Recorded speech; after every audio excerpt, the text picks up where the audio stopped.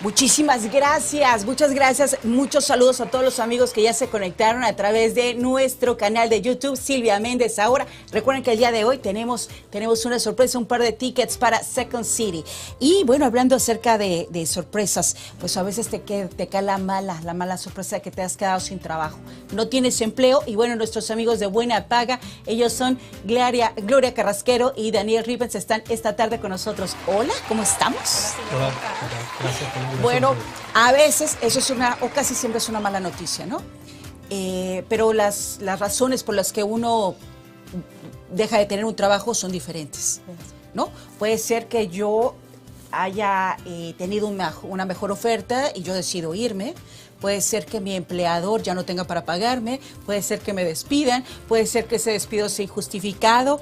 En fin, el día de hoy vamos a hablar acerca de la terminación de empleo bajo las leyes de las normas laborales. Sí, es así, Silvia. Sobre todo tenemos que explicarle a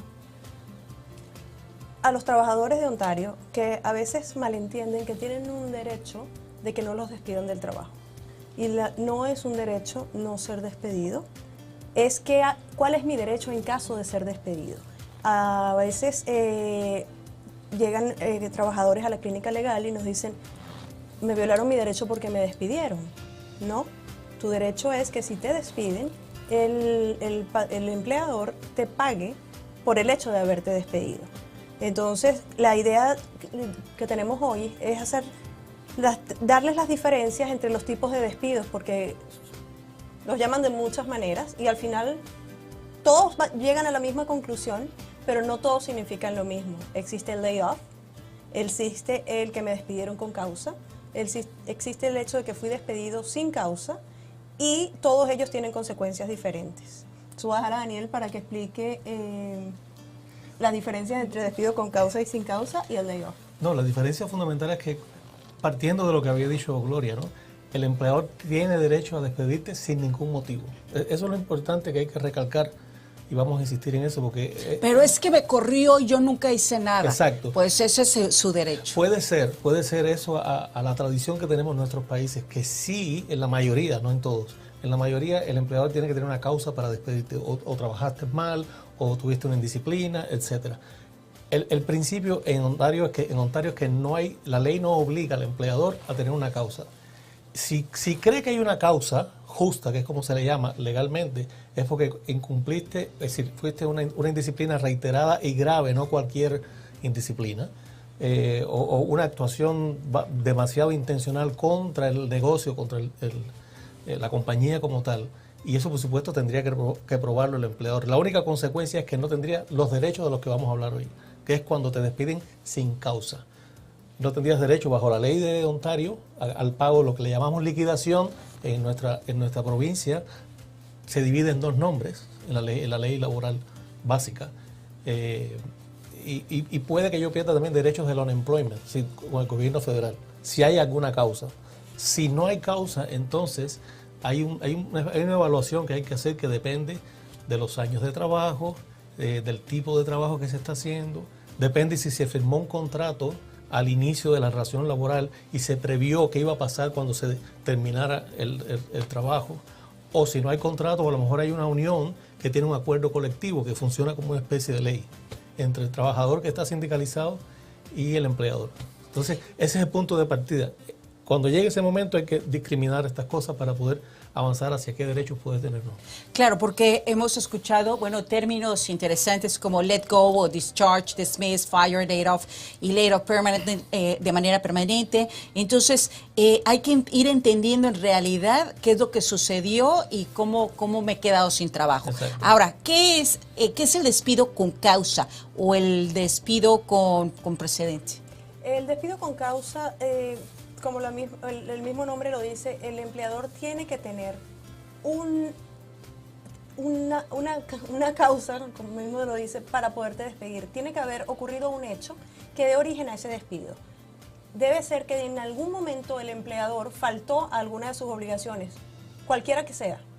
Pero no significa que por el hecho de yo haber faltado, el empleador tiene el derecho automático de despedirme. El empleador tiene que hacer un procedimiento, tiene que llevar a cabo un procedimiento y una vez que agota este procedimiento es que procede el despido con causa. De no poderlo probar, el despido va a ser catalogado como un despido sin causa y es allí donde nacen los derechos de este trabajador a cobrar una indemnización por el despido. Otra cosa importante de aclarar, que la gente confunde mucho, es que es el layoff. Cuando a mí me dan layoff, mucha gente cree que efectivamente está despedido. Y no, layoff significa que en este momento no tengo trabajo para ti, pero no quiere decir que la semana que viene o en 3 semanas yo no te puedo volver a llamar al trabajo. Mientras estoy en layoff, yo puedo aplicar Employment Insurance, pero para que ese layoff se convierta en un despido, tienen que pasar 13 semanas desde el momento que me notificaron mi layoff. Y es allí donde nace el derecho a ser indemnizado por concepto de despido. Es importante que la información que estamos dando es general. Hay casos que hay que analizarlo, cada caso en su contexto, ¿no? Porque efectivamente hay veces que me despiden y no me dicen, y hay disputas entre las razones. Hay muchas personas que le ponen en el documento que lleva el Employment Insurance a CEPIS Canada una letra que dice que fue una conducta negligente o grave, y el empleado tiene otra versión. Entonces estas cosas se discuten, sea en el Ministerio de Trabajo, si es esa la vía, o en las cortes. Entonces el motivo del despido puede discutirse, pero solo para no perder estos derechos a los que yo tengo cuando me despido. Claro. O a pedir una indemnización dependiendo de cada caso. Por eso digo, tomen la información que estamos dando hoy en sentido general, y cuando eso suceda, si lamentablemente le dicen no vengas a trabajar más, cuando es claro, cuando es una carta de despido, es muy claro, porque generalmente se ponen los términos. Y no hay que discutir si me están despidiendo o no. Cuando hay un layoff, como explicaba Gloria, habría que dar un tiempo a ver cuál es la solución, cuál es la actitud del empleador, si es la intención real de volverme a llamar o no. Y así. Y en todos los casos lo que hay que revisar cuál fue el acuerdo inicial entre el empleado y el empleador, si hay que hay un contrato. La mayoría de la gente que viene a nuestra oficina no han firmado contratos. Igual hay un acuerdo aunque no haya un contrato escrito, se puede decir que hay un contrato de empleo verbal o implícito, y habría que analizar cuáles son los términos. Y bueno, la verdad, Dani, mientras vamos aquí conversando, son varios los amigos que me están preguntando, pero ¿cómo? Porque cada caso, y tienes razón, es distinto. Entonces, bueno, si ustedes tienen alguna duda, inquietud, que se pongan en contacto con ustedes. Ahorita en la pantalla van a salir, bueno, pues los datos de cómo los podemos poner en contacto, pero me preguntan, ¿qué es un despido constructivo?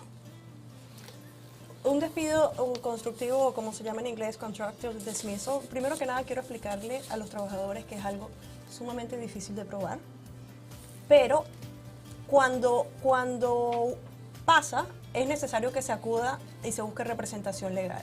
Un despido constructivo es cuando yo he estado trabajando y he estado siempre desempeñándome en una función, y de repente mi empleador decide cambiarme a una función que está a un nivel más bajo de lo que yo venía realizando.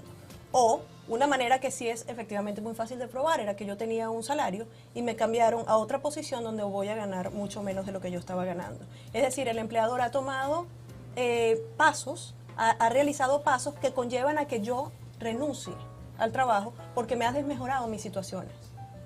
Pero a veces la gente piensa que porque me cambiaron de posición ya eso es un despido constructivo. Exacto. Y no es así. Si a mí me cambian una posición en donde voy a desempeñar unas obligaciones más o menos parecidas a las que yo tenía, no lo es. Y lo otro que tienen que tener muy en cuenta es que si a mí me notifican que mi ingreso va a bajar, que mi salario va a bajar, que me cambiaron de posición, para que el despido, el constructive dismissal o el despido constructivo verdaderamente exista, yo tengo que renunciar. Si yo acepto ese cambio de posición, si yo acepto esa desmejora en mi salario, elimino la posibilidad de iniciar un procedimiento por constructive dismissal. Otra manera de entenderlo quizás es que el despido constructivo es cuando el empleador no quiere pagarte la indemnización que debe pagar y hace lo posible, empieza a hacer cosas para que la persona o el empleado renuncie y por tanto se salva ese dinero. Entonces, claro, lo que hay que tener la capacidad de interpretar, porque no va a tener un abogado o un paralegal o un asesor 24 horas al lado, es interpretar las señales. Cuando están ocurriendo estas cosas, es anotar bien cuál es el cambio. Tiene que ser un cambio sustancial, no puede ser cualquier cambio, porque se parte de que el empleador tiene un margen de dirigir su negocio que no puede interferir nadie. Yo puedo manejar la gente, voy a poner a trabajar aquí, pero el cambio es aceptable siempre que no sea drástico y unilateral. El cambio de salario, si yo estoy trabajando contigo por $15 la hora, y de repente, y en el horario de la mañana, en una distancia a lo mejor de 30 minutos de mi casa, y de repente me dice, voy a trabajar de madrugada a Brampton, y te voy a bajar el salario. O sea, hay una combinación de factores que hace un cambio sustancial. Eso puede ser considerado como un constructive dismissal, y antes de despedir, uno tiene que tratar de rectificar la situación, antes de renunciar, perdón, para que se vea que está tratando de rescatar los términos. Claro. A ver, me están preguntando qué es el termination pay y qué derechos tengo yo si me despidieron así. El termination pay es justamente los derechos que se ocasionan una vez que se determina que el trabajo fue terminado sin causa justa. Entonces, en ese momento el trabajador va a tener derecho a que lo indemnicen, a que le den un pago por terminación por haber cesado en su trabajo. Es muy importante que se establezca si el trabajador tiene mejor opción yendo por el ESA, que es el Employment Standard Act, que establece un pago por terminación, pero también tenemos que existen las cortes en materia civil en donde los jueces han acordado pagos mayores a trabajadores que cumplen con ciertos requisitos. La diferencia no es fácil de hacer, la diferencia definitivamente la tiene que hacer, el assessment lo tiene que hacer un abogado, lo tiene que hacer un paralegal, lo tiene que hacer una persona que conozca materia laboral para poder verdaderamente darle una mejor guía a ese trabajador en cuanto a dónde debe referirse, porque hay ventajas de aplicar bajo el Employment Standard Act o las ventajas de aplicar y desventajas en el Common Law. Ok. Ahora, me están preguntando una vez más cómo se pueden poner en contacto con ustedes, porque es una pregunta así como muy, muy específica y eso, como decías tú, Dani, pues cada caso es distinto, ¿no? Otra manera de acercarse a ustedes al programa de Buena Paga es a través de un buen cafecito.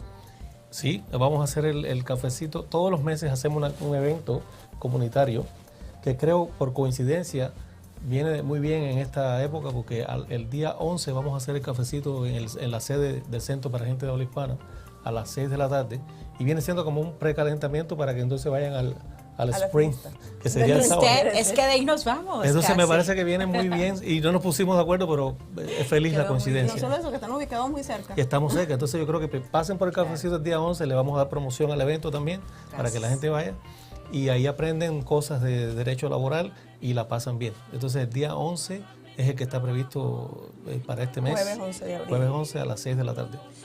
Yo les quiero agradecer porque yo creo que es un momento muy complicado, ¿no? Cuando uno pierde el trabajo y dependes de ese trabajo. Entonces, amigos, si ustedes saben de alguien, yo creo que muchas veces, el otro día iba yo en la calle y alguien me paró y me dijo, oye, ¿me puedes dar el teléfono de Buena Paga? Porque me quedé sin trabajo y no sé cuáles son mis derechos. Y bueno, ellos están aquí para apoyarnos. Pónganse en contacto con ellos y una vez más, muchísimas gracias. Gracias, Gloria. Gracias, Dani. Gracias y a ti. hacen un trabajo estupendo. Ahí está. Quisiera aprovechar Buenapaga. Claro, dime. Finales solamente para decirle a los trabajadores que para cualquiera de estas vías que quieran tomar hay un periodo de limitación, es decir, una vez que a usted le pase eso no debe esperar muchísimo tiempo para ir a ver a un abogado, para ir a ver a un paralegal, porque corre el riesgo de perder la acción legal. Entonces, bueno, ya lo saben, hay que visitar Buena Paga, ahí está la página web, el número telefónico, y si ese es tu caso, bueno, inmediatamente a ser más proactivos y ver qué es lo que puedo hacer y conocer mejor mis derechos. Muchísimas gracias. Gracias a ti. Gracias. Gracias.